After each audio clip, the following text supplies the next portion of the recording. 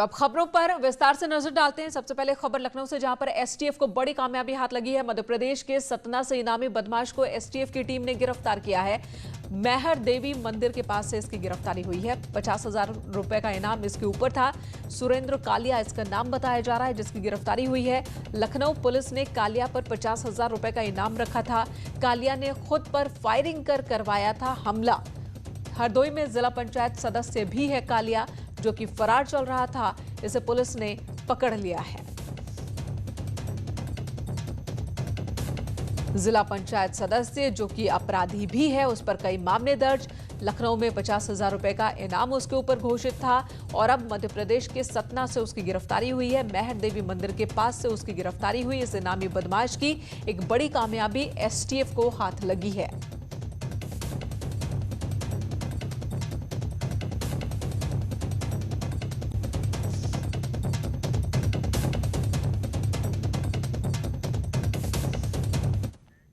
खबर वाराणसी से, जहां पर हॉस्पिटल में खुदकुशी की कोशिश की है। एक शख्स ने बीएचयू के कोविड वार्ड से कूदने की कोशिश की। कोरोना पेशेंट ये है, चौथी मंजिल से कूदने की कोशिश की। रविवार दोपहर का ये मामला बताया जा रहा है। वीडियो आया है, इस शख्स की मौत हो चुकी है। रविवार रात को एक पेशेंट ने कूदकर जान दे दी और बीएचयू सुपर स्पेशलिटी सेंटर की बिल्डिंग का ये वीडियो। कल का ये वीडियो बताया जा रहा है। चौथी मंजिल से ये शख्स जो कि छलांग लगा रहा है, कोविड पेशेंट है। बीएचयू से ही एक शख्स की कूदकर मौत हो चुकी है। उसने आत्महत्या की, जो कि कोविड से ही संक्रमित था। और उसके परिजनों ने आरोप लगाया कि बीएचयू में डॉक्टर्स अनदेखी कर रहे हैं पेशेंट की, मरीजों की, जिसकी वजह से मरीजों की स्थिति बहुत खराब है। और ये वीडियो अब सामने आया है। मेरठ से खबर, जहां पर किसानों ने एमडीए ऑफिस में हल्ला बोल दिया। किसानों ने मुआवजे की मांग को लेकर ऑफिस के मेन गेट पर ताला जड़ दिया और धरने पर बैठ गए। भारतीय किसान यूनियन के बैनर तले ये प्रदर्शन कर रहे थे। किसानों का आरोप है कि कुछ अधिकारी मिलीभगत कर उन्हें उलझाना चाहते हैं।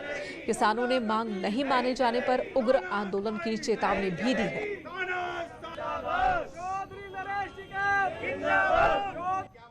भारतीय किसान यूनियन के कार्यकर्ताओं ने आज एमडीए कार्यालय पर धरना दे दिया है और इस गेट पर तालाबंदी कर दी है। आप देखिए कि किस तरह से यहाँ पर एक कार्यकर्ता खड़े हुए हैं और ये सभी लोग यहाँ पर विरोध कर रहे हैं। तो रले जी, ये बताइए कि आप लोगों ने ये गेट में ताला क्यों बंद कर दिया?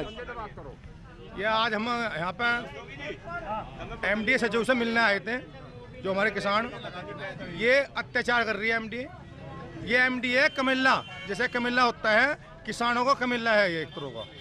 इन्होंने क्या रखा, जो भी जमीन एक्वायर करते हैं उस जमीन पर कब्जा कर रहे हैं, पैसा दे नहीं रहे। ऐसे सतावी नगर की बात है, ऐसे ही यहाँ मोतीपुरम में जो फेज 2 में जो मकान है महाराज जी का, उस मकान पर कब्जा करने को तैयार है। नाम वो हमारे पे हमारे हैं, नाम हमारे हैं और कब्जा करने जा रहे हैं। ये कब्जा क्यों कर रहे हैं? या तो पैसा दे दो, जब कब्जा कर लो आप, नहीं तो उस पर अत्याचार करा जा रहा जी। ये मेरठ विकास प्राधिकरण को हस्तांतरित जमीन नहीं है। एडीएमएलए साहब ने आरटीआई में बता दिया कि ये जमीन मेरठ विकास प्राधिकरण को हस्तांतरित नहीं है। मेरठ विकास प्राधिकरण भू माफियाओं के साथ में साठगांठ करके इन परिवारों को उजाड़ना चाहता है। भारतीय किसान यूनियन के ये कार्यकर्ता यहाँ पर धरने पर बैठे हुए हैं। एमडीए कार्यालय में तालाबंदी कर दी गई है और इन किसानों की अपनी मांगे हैं। कहना यह है कि जब तक इनकी मांगे नहीं मानी जाती तब तक ये ऐसे ही यहाँ पर धरने पर बैठे रहेंगे। कैमरा पर्सन अभिषेक शर्मा के साथ उमेश श्रीवास्तव, न्यूज़ 18 मेरठ। और चलिए, इस वक्त हमारे सहयोगी श्याम हमारे साथ जुड़ चुके हैं। लव जिहाद का एक और मामला सामने आया और पीड़ित परिवार इस वक्त हमारे सहयोगी श्याम के साथ मौजूद। Shyam, over to you. देखिए, आपको बता दें कि कानपुर में जिस तरीके से शालिनी यादव का मामला सामने आया, उसके बाद लगातार इस तरीके के मामले सामने आ रहे हैं और अब तक 5 मामले ऐसे सामने आ चुके हैं जिसमें लव जिहाद की बात कही जा रही है। और ये सभी 5 मामले जूही लाल कॉलोनी क्षेत्र से जुड़े हुए हैं और यहाँ के लड़के बताया जा रहा है कि लड़के लगातार इस तरीके की हरकतें कर रहे हैं और लगातार लड़कियों को बरगला करके उनसे शादी करके उनका धर्म परिवर्तन कराने का काम कर रहे हैं। हमारे साथ एक परिवार मौजूद है जिसने कि अभी आईजी से मुलाकात की, उनसे बात करते आपको बताते हैं कि इस परिवार की 2 लड़कियों को इन लड़कों ने बरगलाने का प्रयास किया। उनसे ही बात करते हैं। आप ये बताइए कि आपकी बेटी को किस तरीके से बरगलाने का प्रयास किया, किस तरीके के लोग थे? ये मेरी बड़ी बेटी को बरगला के उससे निकाह करके जब और उसको धर्म परिवर्तन करा के और वो धमकी दे रहे हैं हमें, तुम्हें उठा ले जाएंगे, तुम मेरा कुछ नहीं बिगाड़, मेरे पास कागज़ हैं। और जूही लाल कॉलोनी के हैं ये, सारा गैंग ये जूही लाल कॉलोनी का। जितनी वारदातें हो रही, एक आवास विकास है, ये भैया का चल रहा अभी प्रकरण, ये भी वहीं से जुड़ा है, ये सब वहीं से जुड़े हैं लड़के। ये बताइए, आज आपने किससे मुलाकात की और क्या आश्वासन मिला है? इससे पहले आपने पुलिस से शिकायत की थी तो क्या हुआ था? मैं पनकी थाने गया था, वहाँ पे उन्होंने कहा कि जाओ उसको समझाओ, उसको तुरंत शादी कर दो और जाओ। और मैं आज डीआईजी साहब पास आया हूँ तो उन्होंने आदेश किए हैं कि जाइए, आपकी पनकी थाने में FIR दर्ज हो गई है। जी, आपको बता दें एक लड़की भी हमारे साथ में है। इस लड़की को भी बरगलाने का प्रयास किया गया था, लेकिन ये किसी तरीके से बच करके वापस आ गई। हालांकि उसकी बहन के साथ इन लोगों ने निकाह कर लिया है और उसको लगातार घर से उठा ले जाने की धमकी भी दे रहे हैं। आप बताइए, आपका किस तरीके से इन लड़कों से संपर्क हुआ और इसके बाद क्या इन्होंने आपसे क्या बात कही थी?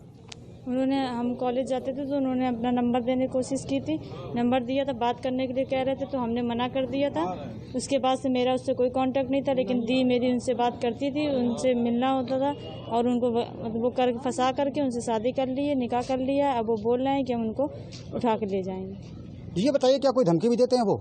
हाँ, पापा को धमकी दे के ये कहते हैं कि हम उनको ले जाएंगे, मेरा कुछ नहीं बिगाड़ पाओगे। शालिनी यादव का परिवार भी पहली बार मीडिया के सामने आया है और वो अपनी बात खुल करके रख रहा है। हमारे साथ शालिनी के भाई हैं, जिनकी बहन लगातार वीडियो वायरल करके ये बात कह रही है कि उसने अपनी मर्जी से शादी की है, लेकिन उनके भाई हमारे साथ में, उनसे बात करते हैं। वो बताएंगे कि आखिर इसकी हकीकत क्या है, वो क्या मानते हैं, क्या है ये पूरा मामला।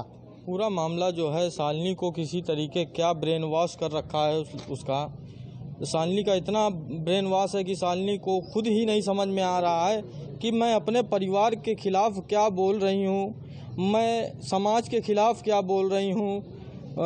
उसको अपना इतना माइंड उसका स्थिर नहीं है कि वो किस तरह के बयान दबाव में दिए जा रहे हैं या स्वेच्छा से दे रही है। मैं ये चाहता हूँ कि अगर ये मामला वायरल वीडियो हो रहा है तो शालिनी को, हम प्रशासन से यही चाहते हैं मदद, कि शालिनी को बुलाया जाए और उस लड़के से, उस गैंग के लड़कों से उसको हटा करके अलग रखा जाए, कुछ उसका माइंड स्थिर हो, जिससे उसकी बुद्धि में कुछ समझ में आवे कि क्या मामला है, ये जूही लाल कॉलोनी की किस गैंग के लोग हैं। इसकी तो प्रशासन तो से हमारी अपील हो चुकी है, जिससे कि हमारे आईजी साहब ने हमें संतुष्ट भी कर दिया है कि हम इसकी एक नई टीम गठित करके पूरे इस मामले का खुलासा कर देंगे। बताइए, फैसल जिस लड़के के साथ आपकी बहन गई है, क्या आप उसको पहले से जानते थे और आपकी बहन क्या घर से लेकर के गई है? ना ही मैं जानता था फैसल को, ना ही मेरा परिवार का कोई सदस्य जानता है फैसल को, ना ही मेरे परिवार का कोई सदस्य जानता है फैसल को। मेरी सिस्टर कानपुर यहाँ रहती है, मतलब घर हमारा बर्रा में है, लड़की है जूही लाल कॉलोनी, जो कि जूही लाल कॉलोनी से, ना ही हमारा जूही लाल कॉलोनी में कोई दोस्त है, ना मित्र है, ना कोई परिवार, रिश्तेदार, नातेदार कोई भी नहीं रहता है। और ये लड़का किस तरह से शालिनी के संपर्क में आया, ये हमारे परिवार के लिए खुद ही एक अचंभा है कि ये किस तरह से ये गैंग में फंसी है या क्या लव है। हम तो यही चाहते हैं कि ये मामला खुल के आए और आकर के सामने प्रकाशित हो। जी श्याम, दोनों परिवार ने आईजी रेंज से मुलाकात की और अब यहाँ पर बताया जा रहा है कि टीम बनाकर इस पूरे मामले की जांच होगी। उस जांच पर आप भी निगाह बनाए रखें, लेकिन चलते चलते आपसे बहुत संक्षेप में जानना चाहेंगे कि किस तरह से इस पूरे मामले की जांच होगी, क्यों जूही जो ये इलाका है यहाँ पर गैंग के रूप में काम करने का आरोप परिवार वाले लगा रहे हैं।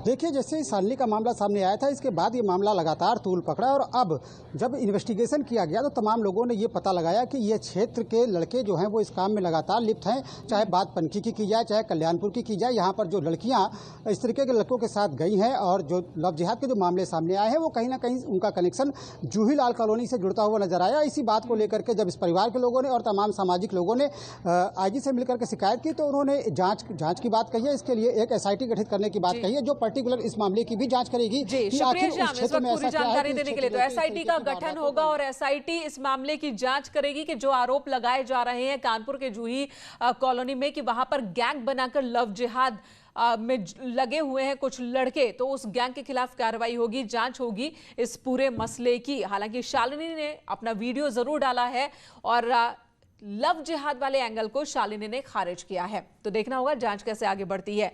अगली खबर अलीगढ़ से, जहां पर दबंगों ने एक नर्सिंग होम के अंदर जमकर तोड़फोड़ की है। तोड़फोड़ की घटना नर्सिंग होम में लगे सीसीटीवी कैमरे में भी कैद हुई है। सूचना पर पुलिस मौके पर पहुंची और तोड़फोड़ करने वाले शख्स, उसके दोस्त को हिरासत में लिया पुलिस ने। पुलिस का और मौजूद लोगों का कहना है कि ये शख्स नशे की हालत में था, इसने यहां पर तोड़फोड़ की है।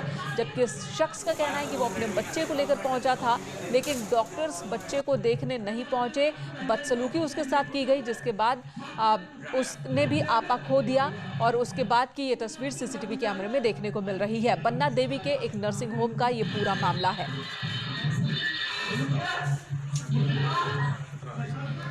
खबर कानपुर से, जहां पर स्कूल फीस माफी की मांग को लेकर अभिभावकों ने प्रदर्शन किया और इस दौरान अभिभावकों ने सीएम से मुलाकात के लिए लखनऊ कूच किया, लेकिन चकेरी पुलिस ने अभिभावकों को रोका, जिसके बाद पुलिस और अभिभावकों के बीच नोकझोंक भी हुई। पुलिस ने पेरेंट्स को लेकर चकेरी चौकी पुलिस लेकर आई। अभिभावकों का कहना है कि कोरोना काल में फीस माफ कर देनी चाहिए। उसके पीछे वर्दी है, no school, no school, no school. ये जो धांधागर्दी है उसके पीछे वर्दी है। के मुद्दे पर हम अभिभावकों से कहा जा रहा है कि यह मामला शासन स्तर पर है। तो अब हम लोगों ने ये निश्चय किया है कि शासन स्तर पर जाकर के हम लोग माननीय मुख्यमंत्री योगी आदित्यनाथ जी से मुलाकात करके अभिभावकों के दिलों की बात योगी जी से कहेंगे। योगी जी, यदि योगी जी भी हमारी बात नहीं सुनते तो हम प्रधानमंत्री कार्यालय में भी इसी प्रकार से धरना प्रदर्शन लगातार जारी रखेंगे। इधर ग्रेटर नोएडा में भी पेरेंट्स ने कोरोना काल में स्कूल फीस माफ किए जाने की मांग को लेकर प्रदर्शन किया है और इनका कहना है कि जब स्कूल में पढ़ाई हो नहीं रही है तो ऐसे में फीस माफ कर देनी चाहिए। जिला कांग्रेस कमेटी के सदस्यों ने अभिभावकों के साथ मिलकर प्रदर्शन किया, साथ ही डीएम को एक ज्ञापन भी सौंपा।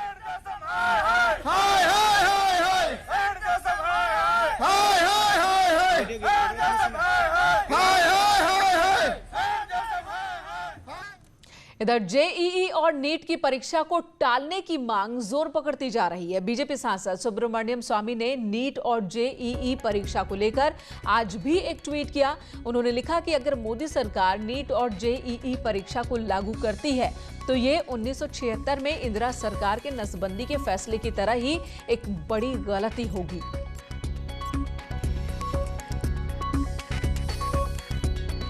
तो सुब्रमण्यम स्वामी ने एक बार फिर तल्ख ट्वीट किया है और नीट और जेईई परीक्षाओं को लेकर जो विरोध का स्वर है उस स्वर को और मजबूत किया है। गिरफ्तार आतंकी अबू यूसुफ से एटीएस की पूछताछ जारी है। बलरामपुर के आतंकी अबू यूसुफ उर्फ मुस्तकीम की पत्नी से स्पेशल सेल की टीम औपचारिक तौर पर बयान दर्ज करेगी। एटीएस आतंकी की पत्नी को गवाह बना सकती है। साथ ही लखनऊ में रहने वाले मुस्तकीम के साले से भी स्पेशल सेल की टीम पूछताछ करेगी।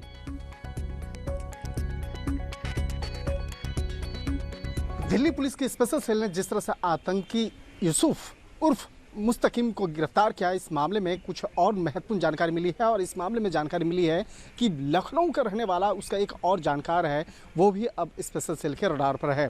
लिहाजा इस मामले की गंभीरता को देखते हुए स्पेशल सेल की टीम तफ्तीश कर रही है। इस वक्त में मैं दिल्ली पुलिस के स्पेशल सेल के दफ्तर के ठीक बाहर हुआ और अगर इस मामले की अगर बात करें तो जिस तरह से मुस्तकीम के कई और भी जो संपर्क हैं, जो उसके संपर्क में जुड़े हुए थे, जिसके साथ वो लगातार बातचीत करता था, जिसके साथ वो अक्सर मिलता था, तो इन तमाम मामलों पर विस्तार से जांचा परखा जा रहा है। और जिस तरह से उसके एक रिश्तेदार के बारे में जानकारी मिली है जो लखनऊ में रहता है और उसके पास अक्सर कारोबार के सिलसिले में उसके पास आता था, इसके साथ अक्सर उसकी फ़ोन पे बातचीत होती थी। लिहाजा इस मामले पर उससे पूछताछ की जा रही है और अगर इस मामले में ज़रूरत हुई तो उसकी इस मामले में गिरफ्तारी भी संभव है। वीडियो जर्नलिस्ट प्रकाश गुप्ता के साथ शंकर आनंद, न्यूज़ 18 दिल्ली। इधर यूपी में भ्रष्टाचार पर सीएम योगी ने सख्त कार्रवाई की है। सीएम ने भ्रष्टाचार के आरोप में दोषी पाए जाने पर डीआईजी रैंक के 2 अधिकारियों को सस्पेंड कर दिया। पशुपालन घोटाले में दोषी पाए जाने पर डीआईजी पीएसी आगरा अरविंद सेन और DIG rule manual Dinesh Chandra Dubey को सस्पेंड किया गया है। एसटीएफ की रिपोर्ट में दोनों दोषी पाए गए, जिसके बाद ये कार्रवाई की गई है। करप्शन के खिलाफ जीरो टॉलरेंस की नीति और उसी नीति पर काम करते हुए 2 बड़े अधिकारियों के खिलाफ सख्त कार्रवाई की गई।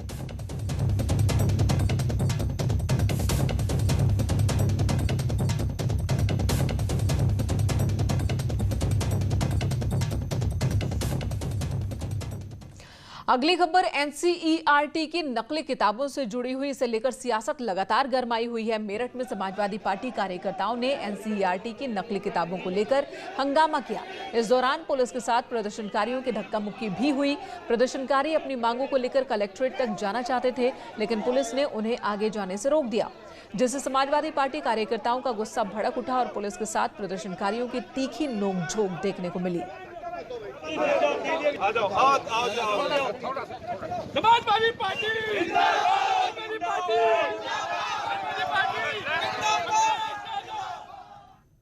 इधर नोएडा पुलिस को बड़ी कामयाबी हाथ लगी है। सेक्टर 58 पुलिस ने दिल्ली एनसीआर में चोरी की घटनाओं को अंजाम देने वाले गिरोह का पर्दाफाश किया और 4 लोगों को गिरफ्तार किया।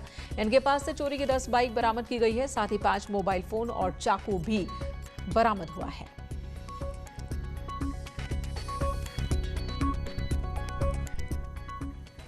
खबर फर्रुखाबाद से, जहां पर गंगा नदी का जलस्तर खतरे के निशान के करीब है।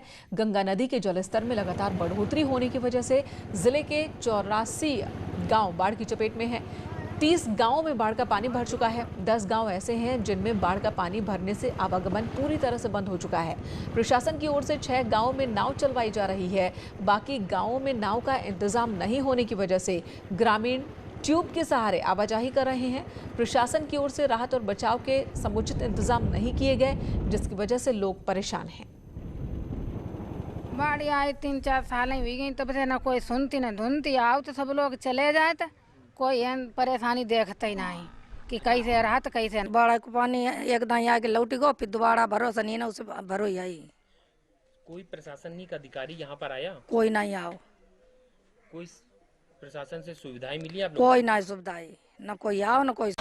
यूपी के फर्रुखाबाद में लगातार गंगा नदी की बाढ़ इस कदर है कि हालात बस से बदतर हैं। तकरीबन 3 दर्जन गांव का संपर्क पूरी तरीके से जिला मुख्यालय से कट गया। आपको दिखाएं गांव के हालात। ये गांव में जो है कुछ जगह हैं जहां पर जो है पूरी तरीके से मकान पूरी तरीके से जलमग्न हो गए हैं। गांव के लोगों का हाल बेहाल है। खाने पीने की व्यवस्था अगर की बात करी जाए तो यहाँ व्यवस्था के नाम पे सिर्फ दिखावा है। हजारों एकड़ बीघा फसल जो है पूरी तरीके से पानी में डूब गई है। इस गांव में जो आवागमन हो गया, आपको दूर दिखाएं एक नाव जो है वो जा रही है आपका। वो गांव वाले जो हैं अपने जो रोज़मर्रा की ज़िंदगी का सामान है वो इस नाव से अपने घर लाते हैं और इस गांव घर ले जाने के बाद में अपनी जीविका चलाते हैं। सबसे बड़ी बात है कि यहाँ गाँव के लोग जो हैं वो बेहद ही परेशान है इस बात को लेकर कि यहाँ पर प्रशासनिक तंत्र की कोई भी व्यवस्था नहीं दिखाई दे रही है और अफसर सिर्फ कागजों पर ही दावे कर रहे हैं। सूर्या वाजपेयी, न्यूज़ 18 फर्रुखाबाद। हरदोई में गंगा के बड़े जलस्तर से कई गांव के लोग परेशान हैं। पानी की तेज रफ्तार की वजह से कटान तेजी से हो रहा है। ऐसे में ग्रामीण अपना आशियाना छोड़ने को मजबूर हो रहे हैं। उधर सिंचाई विभाग कटान रोकने के लिए बोरियां डाल रहा है। लोगों का कहना है कि बार बार अपील के बावजूद प्रशासन और जनप्रतिनिधि कोई मदद के लिए नहीं पहुंचे। इनका आरोप है कि अधिकारी आते हैं और सिर्फ फोटो खिंचवा कर चले जाते हैं। मदद के नाम पर कोई काम नहीं होता।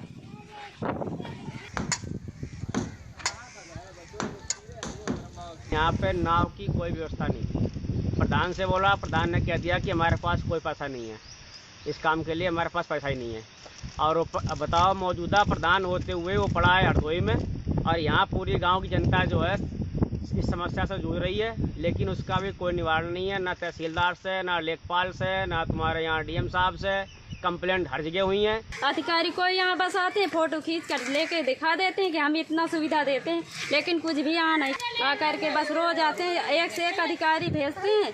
अधिकारी लोग बस फोटो बच्चे का, न खाने का, न पीने का, न रहने का, न कुछ।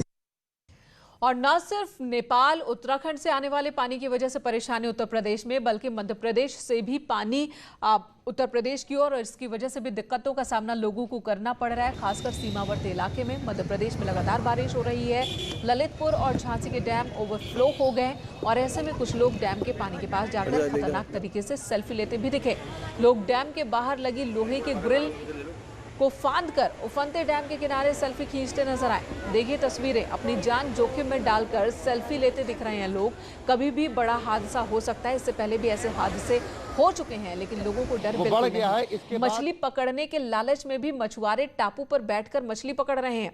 जिला प्रशासन के सख्त चेतावनी के बाद पारीछा डैम के बाहर लगी ग्रिल फांदकर प्रतिबंधित क्षेत्र में चहलकदमी कर रहे हैं सभी।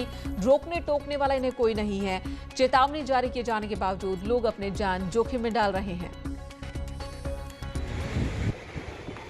अंदर कैसे गए? अंदर कैसे गए बांध के? फोटो खींचने गए थे यहाँ पे। कहाँ पे? किसने आपको अंदर जाने दिया? किसी ने रोका नहीं आपको? ऑन ओवरफ्लो चल रहा है। सचेत करना बहुत ज़रूरी है और निगरानी समिति को भी सचेत करना बहुत ज़रूरी है कि जैसे आप सामने भी महसूस कर रहे होंगे कि इन लोगों को डेंजर लेवल को देखते हुए इन लोगों को अलर्ट करना बहुत ज़रूरी है, नंबर 1। नंबर 2, पानी का जो भी है फ्लो ज़्यादा है तो इस टाइम पे नदी के आसपास ना आए और रपटा का इस्तेमाल ना करें और नदी के बीच में भी बिल्कुल जाने की जो आदतें हैं उसको सारी चीज़ बंद करके रखें। सेल्फी के शौकीन अपनी जान को भी खतरे में डाल रहे हैं। इधर देवरिया में 4 साल पहले बाढ़ के चलते एक पूरा का पूरा गांव ही नदी में समा गया। इस गांव में 500 से ज्यादा घर थे, लेकिन घाघरा और राप्ती नदी ने ऐसा कहर बरपाया कि बरहस तहसील के कुर्रा परसिया गांव का नामोनिशान ही मिट गया। इस घटना के 4 साल बीत चुके हैं, लेकिन गांव के लोगों का आरोप है कि अब तक इन्हें मुआवजे के रूप में कुछ भी नहीं मिला। ना एक गज जमीन मिली है और ना ही इन्हें कोई और सुविधा दी जा रही है। राशन कार्ड से नाम तक कई लोगों के हट चुके हैं। हालांकि डीएम का दावा है कि सभी को जमीन दे दी गई है। अगर कुछ लोगों को नहीं मिली है तो जांच कराकर उन्हें भी किसी ऊंची जगह पर बसाया जाएगा। 4 साल से कटल बा, हमनी के सरकार कोनो व्यवस्था नहीं देता ने। इतना दिन से पंच भवन में बिताओ तन जा, पानी आयल बा हेल के जा तनी जा, हेल के आवत तनी जा, ये दिक्कत हमनी के बा। कौन राशन कार्ड हमनी भी कट गए, 3 साल हो गए। ज़्यादातर लोग जो हैं उनको वहाँ ज़मीन भी दे दिया गया है, उनके आवास भी बन गए हैं अलग जगह पे जो जहाँ पानी नहीं लगती है। कुछ आपने बताया 3 लोग हैं, मैं इसको दिखवा ले रहा हूँ कि वो उसी गाँव के निवासी हैं और उनको किसी भी कारण अगर वो जगह नहीं दी गई है तो तत्काल इसकी व्यवस्था हम लोग कर लेंगे और उनको कहीं न कहीं हाई एरिया में उनको स्थापित करें। मैं इस वक्त खड़ा हूं बरहस तहसील क्षेत्र में। मैं आपको पीछे दिखाना चाहता हूं, यहां पे राप्ती और सरयू नदी का मिलन स्थल है और यहां पहले एक गांव हुआ करता था कुर्रा परसिया, जो बाढ़ की दंश झेलता रहा और इस गांव में तकरीबन 500 घर थे जो नदी में विलीन हो गए। लेकिन सबसे हैरान करने वाली बात है कि सरकार ने यहाँ के विस्थापितों को कई स्थानों पर रखा, लेकिन कई साल बीत जाने के बाद भी उनको एक छत नहीं नसीब हो सकी। देवरिया से न्यूज़ 18 के लिए उमाशंकर भट्ट। और पानी के प्रहार के आगे हर कोई बेबस है। राजस्थान की एक तस्वीर दिखाते हैं जहां पर बांसवाड़ा में एक भारी भरकम ट्रक लहरों की चपेट में और नदी में समा गया। ड्राइवर और कंडक्टर ने किसी तरीके से अपनी जान बचाई। ट्रक जिस पर सीमेंट लदा हुआ था, आप अंदाजा लगा सकते हैं कि ट्रक का वजन और उसके ऊपर सीमेंट लदा हुआ, लेकिन पानी के तेज धार में ये ट्रक बह जाता है। किसी तरीके से ड्राइवर और कंडक्टर की जान बच गई।